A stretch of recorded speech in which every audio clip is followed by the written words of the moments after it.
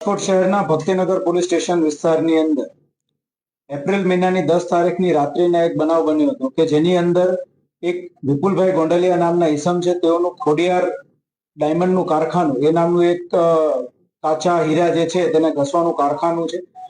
આ કારખાનાની અંદર આશરે 60 લાખ રૂપિયાના હીરાની ચોરી થઈ હતી અને તેની અંદર જે છે ચોર સીસીટીવી કેમેરા પણ કાઢી ગયો હતો અને જે લોકર હતું તેની અંદર જે રાખેલું હતું એમાં પણ વેલ્ડિંગ અને કટર મશીન્સથી બધું કટિંગ કરીને અંદરથી તે બધું આખી જે તિજોરી હતી એ જ લઈને જતો રહ્યો હતો.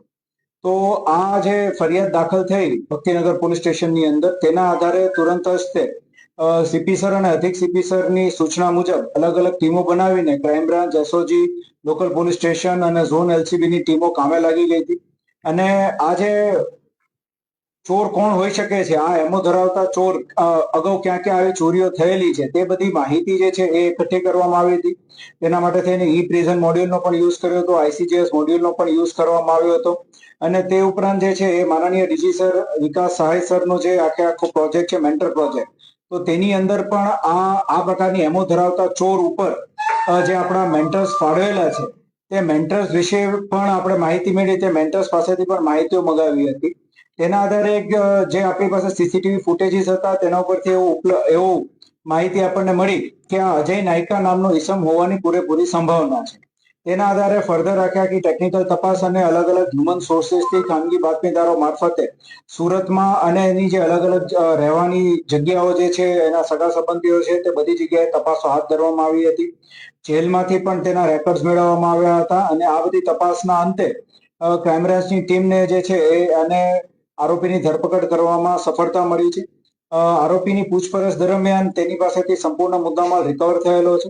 આરોપી દ્વારા ખૂબ જ હોશિયારીપૂર્વક સીસીટીવી કેમેરા અવોઇડ કરવા માટે થઈને એ વચ્ચેની જે રોડ વચ્ચેનું જે રેલિંગ હોય, ડિવાઈડર હોય, તેની ઉપર એ ચાલીને આવ્યો હતો અને તેની ઉપર ચાલીને પરત ગયો હતો, જેથી કરીને આવતા જતો ને ક્યાંય બીજા કોઈ કેમેરામાં દેખાય નહીં. પ્લસ એને જે ડ્રિલિંગ મશીનનો એનો ઉપયોગ કર્યો હતો તે પણ તે આશરે અઠવાડિયા અગાઉ જ સંતાડીને જતો રહ્યો હતો, જેથી કરીને આવ્યો ત્યારે કંઈ પણ લીધા વગર આવ્યો, ગયો ત્યારે આપણને ચોખ્ખું દેખાતું હતું કે એ 2 થેલીઓ લઈને જાય છે. આ ઉપરાંત જે છે તેણે વેચવા માટે પ્રયત્ન કર્યા બાદ થોડું વાતાવરણ ગરમ હોય અને થોડું શાંત થાય પછી આ બધો મુદ્દામાલ વેચવા જશે એવું વિચારીને એને અહીંયા જ એક કારખાનાની અંદર, રાજકોટ શહેરના હસ્તે કારખાનામાં તે મુદ્દામાલ જે છે સંતાડી દીધો હતો. અને જેવું આપણે એની ધરપકડ કરી એ સાથે જ એને આપણને આ મુદ્દામાલ પણ દેખાડ્યો અને સંપૂર્ણ મુદ્દામાલ જે છે તે પરિસ્થિતિમાં આપણે રિકવર કર્યો છે. અજય નાયકા જે નામનો આરોપી છે તેનો ગુનાહિત ઇતિહાસ છે. આશરે 20 જેટલા ગુનાઓ તેની ઉપર નોંધાઈ ચૂક્યા છે, જેની અંદર અલગ અલગ પ્રકારની ધરપકડો કરતો હતો. એ ઉપરાંત ચોરીઓ પણ કરી છે. અને એની ઉપર આપણા જે મેન્ટર જે છે ક્રાઇમ બ્રાન્ચ વિજયરાજસિંહ જાડેજા એ ફાળવેલા હતા અને મેન્ટર દ્વારા પણ એની ઉપર વોચ રાખવામાં આવતી હતી અને તેથી તેની શકમંદ જે